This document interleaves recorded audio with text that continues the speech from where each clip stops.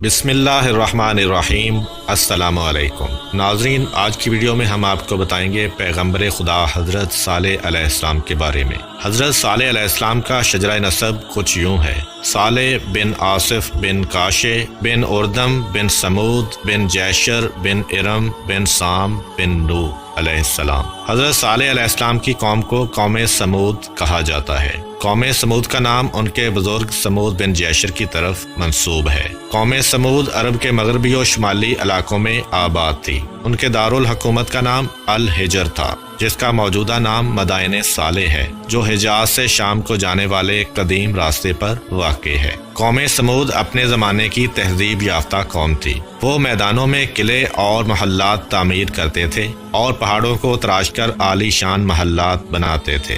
چنانچہ مدائن صالح میں آج تک ان عمارتوں کے آثار نمایاں طور پر موجود ہیں۔ بعض روایات کے مطابق رسول کریم صلی اللہ علیہ وآلہ وسلم غزوہ تبوک کو جاتے ہوئے اس علاقے سے گزرے تو آپ صلی اللہ علیہ وآلہ وسلم نے اس کنویں کی نشاندہی فرمائی جس سے ناقہ صالح یعنی حضرت صالح علیہ السلام کی اونٹنی پانی پیتی تھی، اور فجن ناکا نامی وہ درہ بھی دکھایا جہاں سے بعض روایات کے مطابق اونٹنی نکلی تھی۔ حضرت صالح علیہ السلام کی قوم کے لوگ مشرک تھے۔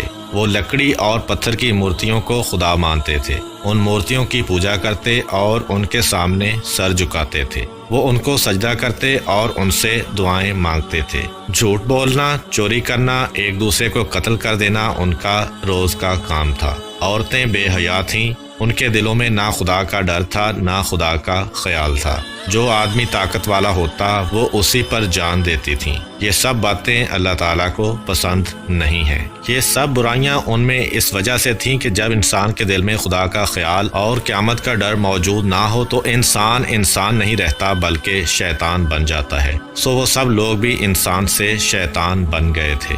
مگر انہی شیطانوں کے درمیان ایک بزرگ ایسے تھے جو ہر برائی سے نفرت کرتے تھے۔ ان لوگوں کا کوئی برا طریقہ ان کو پسند نہیں تھا۔ وہ خود اتنے اچھے آدمی تھے کہ لوگ ان پر بھروسہ کرتے تھے، اور جو لوگ خود اچھے نہیں تھے وہ بھی ان کو اچھا سمجھتے تھے۔ اور یہ بزرگ کوئی اور نہیں بلکہ پیغمبر خدا حضرت صالح علیہ السلام تھے۔ حضرت صالح علیہ السلام اپنی قوم کے درمیان تنہا آدمی تھے جو خدا کو مانتے تھے، اسی لیے وہ اکثر اپنی قوم کے لوگوں کو سمجھاتے تھے: آپس میں لڑائی جھگڑا نہ کرو، ایک دوسرے کو دھوکہ فریب نہ دو اور ایک دوسرے سے جھوٹ نہ بولو۔ مگر لوگ تھے کہ کسی برائی سے باز نہیں آتے تھے۔ ایک دن حضرت صالح علیہ السلام نے اپنے خدا سے دعا کی: اے میرے پروردگار، آپ نے ان لوگوں کو کیسی کیسی نعمتیں عطا کی ہیں، کتنا مال دیا اور کیسی خوشحالی دی ہے، مگر افسوس یہ لوگ سخت نافرمان ہیں۔ اے میرے اللہ، ان لوگوں کو چاہیے تھا کہ یہ آپ کا شکر ادا کرتے، مگر یہ لوگ تو لکڑی، مٹی اور پتھر کی مورتیوں کا شکر ادا کرتے ہیں۔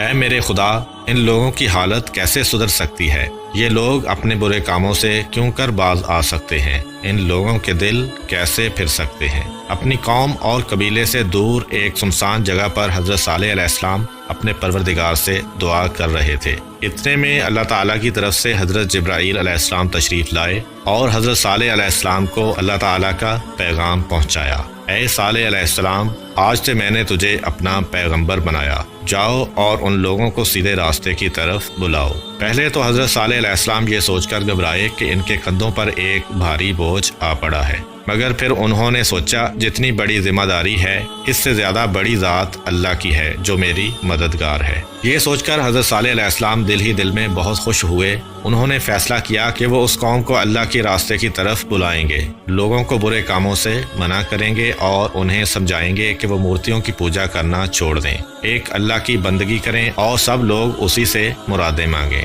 حضرت صالح علیہ السلام نے سب سے پہلے اپنے گھر کے لوگوں کو بتایا: اللہ تعالیٰ نے مجھے اپنا پیغمبر بنایا ہے اور حکم دیا ہے کہ اس قوم کو اس کا پیغام سناؤں۔ پھر وہ اپنی قوم کے لوگوں کے پاس گئے اور ان سے کہا: اے میری قوم کے لوگو، اللہ تعالیٰ نے مجھے اپنا نبی بنایا ہے، اس نے مجھے حکم دیا ہے کہ میں تمہیں اس کا پیغام سناؤں۔ اے میری قوم کے لوگو، سنو، اللہ میرا اور تمہارا پیدا کرنے والا ہے، وہ ایک ہے، وہی ہم سب کو روزی دیتا ہے۔ اس نے تمہیں صحت کے ساتھ طرح طرح کی نعمتیں دی ہیں، تمہیں چاہیے کہ اس کا شکر ادا کرو، اس کی بندگی کرو اور اسی کے آگے سجدہ کرو۔ اے میری قوم کے لوگو، شیطان ہمارا بہت بڑا دشمن ہے، اس نے تمہیں بہکا دیا ہے، دیکھو تم اللہ کی بندگی کرنے کی بجائے بتوں کی پوجا کرنے لگے ہو۔ سنو، یہ بت جن کو تم اپنے ہاتھوں سے بناتے ہو تمہارے کسی کام کے نہیں ہیں، یہ بے جان ہیں اور خود تمہارے ہاتھوں کے بنائے ہوئے ہیں۔ اے میری قوم کے لوگو،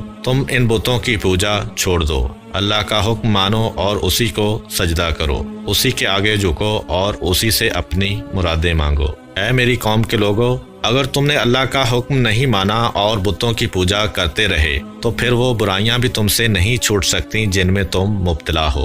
اے میری قوم، جھوٹ بولنا، چوری کرنا، دوسروں کا مال کھانا اور اپنے سے کمزور لوگوں پر ظلم کرنا سبھی گناہ کی باتیں ہیں۔ تمہاری یہ بری بری باتیں اللہ تعالیٰ کو پسند نہیں ہیں۔ اگر تم ان باتوں سے باز نہیں آئے تو مجھے ڈر ہے کہ تم پر اللہ تعالیٰ کا غضب نازل ہوگا۔ اگر اللہ تعالیٰ کا غضب نازل ہوا تو کوئی تم کو اس سے بچانے والا نہیں ہوگا۔ ان لوگوں میں سے ایک نے پوچھا، اللہ تعالیٰ کا غضب کیا ہے؟ حضرت صالح علیہ السلام نے جواب دیا، یہ جو تم کو طرح طرح کی نعمتیں حاصل ہیں تم سے چھن جائیں گی، جو تم خوشحالی کی زندگی گزارتے ہو تم سے رخصت ہو جائے گی، نہیں معلوم کہ ایسے وقت میں تمہارا کیا حال ہوگا۔ حضرت صالح علیہ السلام کی باتوں کو لوگوں نے غور سے سنا، مگر انہوں نے ان کی باتوں پر کوئی دھیان نہیں دیا۔ انہوں نے ان باتوں کو ایک کان سے سنا، دوسرے سے اڑا دیا۔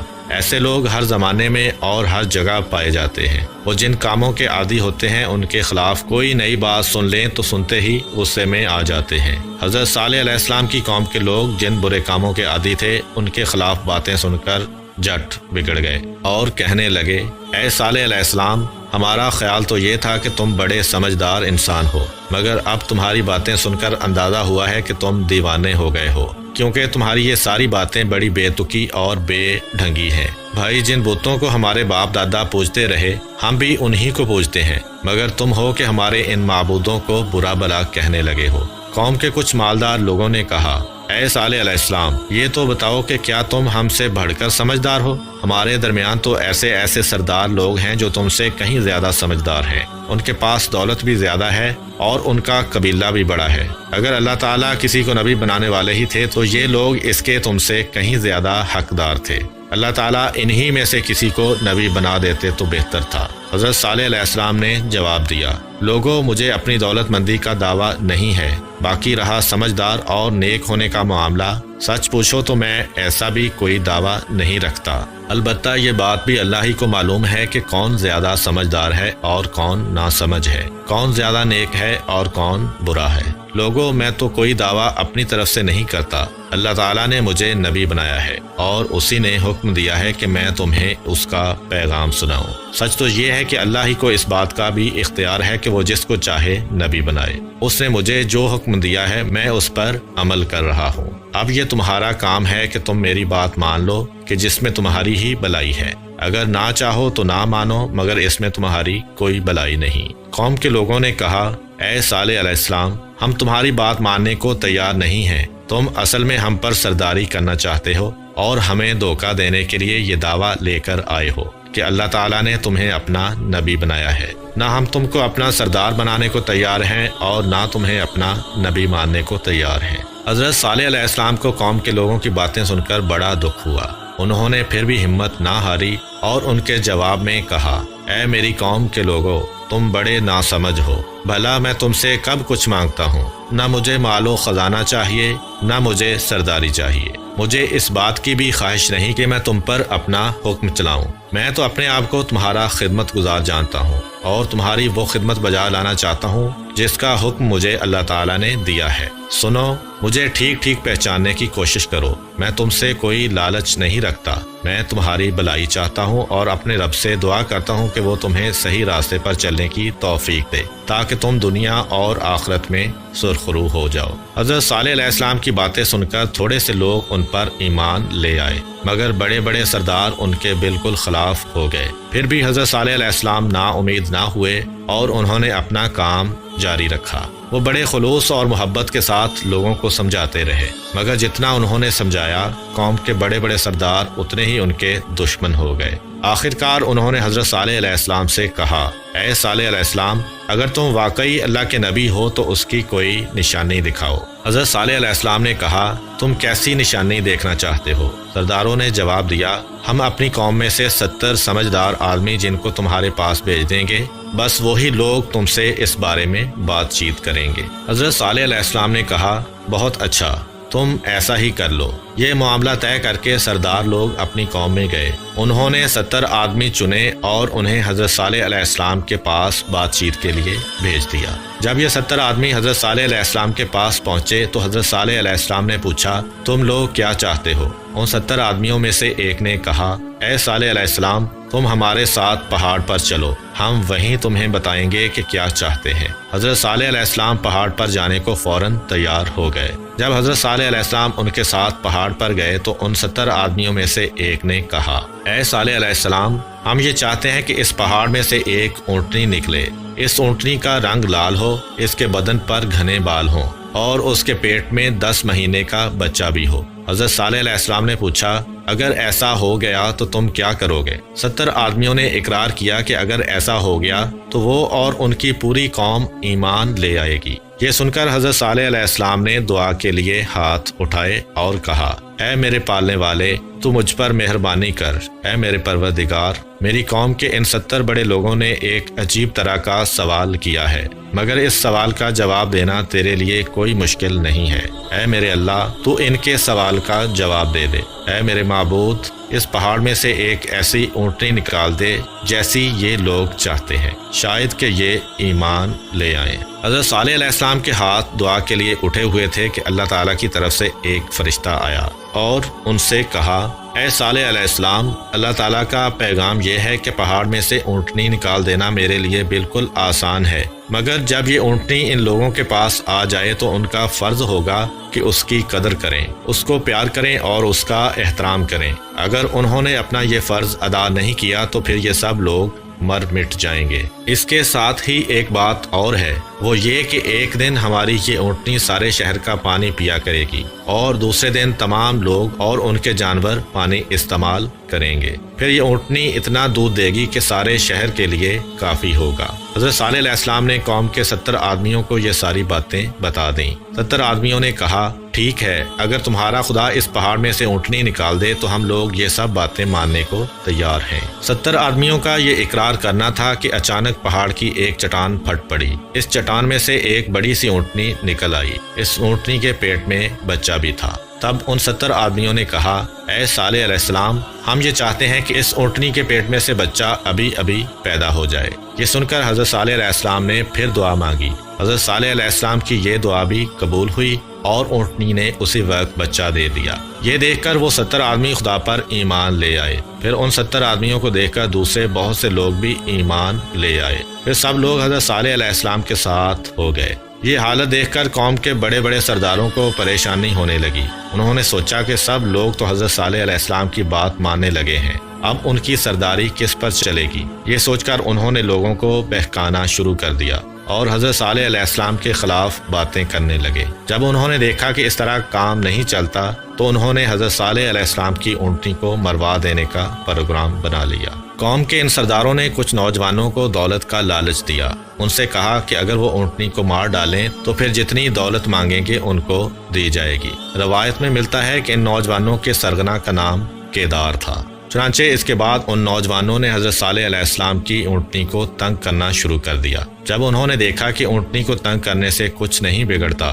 تو پھر اسے جان سے مار ڈالنے کا ارادہ کر لیا، مگر اس کے لیے وہ موقع کی تاک میں لگے رہے۔ ایک دن حضرت صالح علیہ السلام کی اونٹنی کے پانی پینے کی باری تھی۔ اس دن قوم کے جانور بند رہنے چاہیے تھے، مگر کچھ لوگوں نے اپنے جانور بھی کھول دیے۔ یہ وہی لوگ تھے جن کی نیت خراب تھی۔ ایک طرف سے ان کے جانور میدان میں پہنچے، دوسری طرف سے حضرت صالح علیہ السلام کی اونٹنی نکلی۔ ان جانوروں نے اب تک اس قد و قامت کی اونٹنی نہیں دیکھی تھی۔ سارے جانور میدان چھوڑ کر بھاگ نکلے۔ اب دشمنوں کو بڑا طیش آیا اور اونٹنی کو مار ڈالنے کا ایک بہانہ بھی مل گیا۔ پھر بھی اس دن کوئی واقعہ نہیں ہوا۔ قوم کے سرداروں نے لالچی جوانوں کو پھر بہکایا اور انہیں غیرت دلائی، اس کے ساتھ ہی لالچ بھی دیا تاکہ وہ کسی نہ کسی طرح اونٹنی کو مار ڈالیں۔ ایک دن حضرت صالح علیہ السلام کی اونٹنی گھاس چر رہی تھی۔ اس وقت وہ نوجوان وہاں پہنچے اور ایک درخت کی آڑ میں چھپ کر بیٹھ گئے۔ ان نوجوانوں میں سے ایک کے ہاتھ میں نیزہ، دوسرے کے ہاتھ میں تیر کمان اور تیسرے کے ہاتھ میں تلوار تھی۔ تیر کمان والے نوجوان نے ایک تیر پھینک دیا۔ یہ تیر حضرت صالح علیہ السلام کی اونٹنی کی ٹانگ میں لگا۔ دوسرا آدمی دوڑ کر پہنچا اور اس نے اپنا نیزہ اونٹنی کی ران میں مارا اور نیزے کے زخم سے اونٹنی زمین پر گر گئی۔ تیسرے آدمی نے دوڑ کر اونٹنی کے سینے پر تلوار چلا دی۔ یہ تینوں وار بھرپور تھے، ان سے اونٹنی اپنے خون میں نہا گئی۔ ظالموں نے اس پر بس نہیں کیا بلکہ اونٹنی کی ٹانگیں بھی کاٹ دیں۔ وہ یہ کارروائی کرنے کے بعد وہاں سے بھاگ گئے۔ حضرت صالح علیہ السلام کو جلد ہی کسی نے بتایا، اے صالح علیہ السلام، تمہاری اونٹنی کو کسی نے مار ڈالا ہے۔ یہ سن کر حضرت صالح علیہ السلام میدان کی طرف گئے۔ وہاں انہوں نے اپنی آنکھوں دیکھ لیا کہ ان کی اونٹنی خون میں لت پت ہے اور اس کی سانس ختم ہو گئی ہے۔ اس کی ٹانگیں کٹی ہوئی ہیں اور اس کی ران اور سینہ چھدا ہوا ہے۔ حضرت صالح علیہ السلام کافی دیر تک کھڑے اپنی اونٹنی کو دیکھتے رہے، پھر بڑے دکھی دل کے ساتھ آہستہ آہستہ اپنے گھر کی طرف روانہ ہوئے۔ راستے میں ان کو وہ لالچی نوجوان ملے۔ انہوں نے حضرت صالح علیہ السلام سے کہا، اے صالح علیہ السلام، ہم نے تمہاری اونٹنی کو مار ڈالا ہے، مگر تم تو کہتے تھے کہ کوئی آدمی اس اونٹنی کو نہ مارے ورنہ اللہ کا عذاب نازل ہوگا، پھر کہاں گیا وہ عذاب؟ حضرت صالح علیہ السلام نے جواب دیا، اتنی جلدی؟ لوگوں نے مذاق اڑایا، اچھا تو دیر سے عذاب آئے گا؟ حضرت صالح علیہ السلام نے جواب دیا، بس 3 دن۔ کیا ہوگا 3 دن میں؟ ظالموں، ہم نے تمہیں کتنا سمجھایا کہ ہوش کے ناخن لو، یہ اللہ کی اونٹنی ہے، کوئی کھیل تماشا نہیں ہے، مگر تم پر میری باتوں کا کوئی اثر نہیں ہوا۔ اب اللہ کا وعدہ پورا ہو کر رہے گا اور اسے کوئی روک نہیں سکتا۔ بے شک 3 دن میں تمہارا نام و نشان مٹ جائے گا۔ لوگوں نے اب بھی حضرت صالح علیہ السلام کی باتوں کا مذاق ہی اڑایا۔ ادھر حضرت صالح علیہ السلام اپنی بات کر کے چل دیے۔ کسی نے کہا، صالح علیہ السلام پہلے بھی دیوانہ تھا، اب بھی دیوانہ ہے۔ کسی نے کہا، جھوٹ موٹ کی باتیں بناتا ہے۔ کسی نے کہا، مزہ تو تب آئے گا جب 3 دن گزر جائیں گے اور اس کے خدا کی طرف سے کوئی عذاب نہیں آئے گا۔ آخرکار 1 دن گزر گیا اور لوگوں نے دیکھا کہ ان پر کوئی عذاب نہیں آیا۔ اس وجہ سے وہ اور بھی ڈھیٹ ہو گئے۔ انہوں نے آپس میں بات کر لی کہ وہ حضرت صالح علیہ السلام کو بھی شہید کر دیں گے۔ دوسرا دن بھی گزر گیا اور کوئی عذاب نازل نہیں ہوا۔ ظالموں نے سوچا، سچ مچ حضرت صالح علیہ السلام کی بات غلط ہے، مگر آخرکار تیسرا دن ان کی ہلاکت کا سامان لے کر آ پہنچا۔ دن کا وقت اچانک رات کا وقت بن گیا تھا۔ صبح کا وقت تھا اور بس سورج نکلا ہی تھا کہ یوں سمجھو وہ غائب ہو گیا۔ پھر چاروں طرف اندھیرا ہی اندھیرا چھا گیا۔ یہ اندھیرا اور گہرا ہوتا چلا گیا۔ کچھ پتہ نہیں چلتا تھا کہ آسمان کے بادل زیادہ سیاہ ہیں یا زمین پر پھیلا ہوا اندھیرا زیادہ سیاہ ہے۔ اچانک چاروں طرف لوگوں کی چیخ و پکار شروع ہو گئی اور جو آدمی جہاں تھا وہ وہیں رہ گیا۔ پھر اس زور سے بادل گرجنے لگے کہ کانوں کے پردے پھٹ گئے۔ بجلی کی کڑک چمک اور طوفان کا زور ایسا تھا کہ اندھیرے میں بھاگتے ہوئے آدمی اور جانور ایک دوسرے سے ٹکرا کر مرنے لگے۔ اس طوفان سے کوئی آدمی، کوئی جانور، کوئی مکان اور کوئی درخت سلامت نہیں رہا اور جو کچھ بھی تھا وہ تباہ ہو کر رہ گیا۔